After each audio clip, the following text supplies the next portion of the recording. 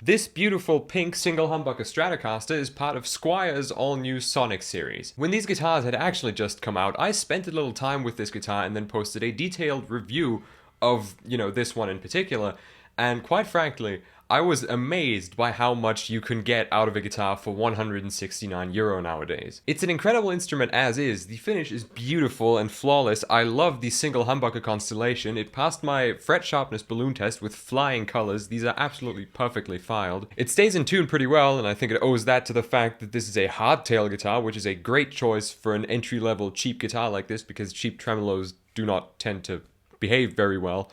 And this thing is just all in all an incredible instrument. However, me being a glutton and having chosen this beautiful bubblegum pink body on purpose as opposed to the slightly less interesting all black one, I want to see how much performance and coolness I'm able to cram into this beautiful pink chassis. If you've watched the dedicated review of this guitar, you will have already heard the sound of it, but I'm going to demonstrate it once again, and I'm going to run it through my Blue Guitar Amp 1 Iridium into this Marshall 1960 cab spec'd out with greenbacks and V30s.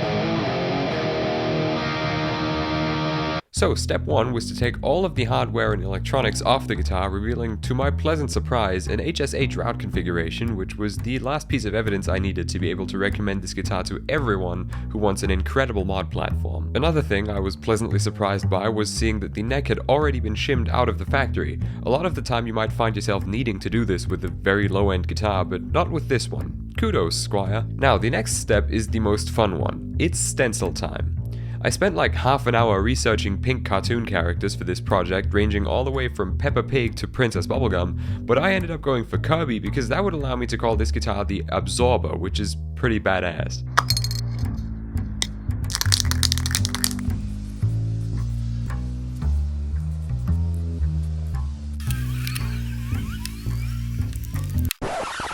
Okay, something kind of fucked has happened that definitely was not supposed to happen, and that is that the area around the stencil has begun to peel. I now have really only one course of action because I cannot keep spray painting it black since it was just peeled off. I would be spray painting the pink part of the body black, which is not what I'm supposed to do. I just have to wait for it to dry a bit more, then give it a light sanding with some really high fine grit sandpaper. Then I can apply a clear coat, and the part of the clear coat will end up going onto the pink part of the body, which again wasn't supposed to happen, but it's fine because it's clear and there's already clear paint on it, and I can just wipe it off at the end because that part isn't sanded. This has just gone completely wrong.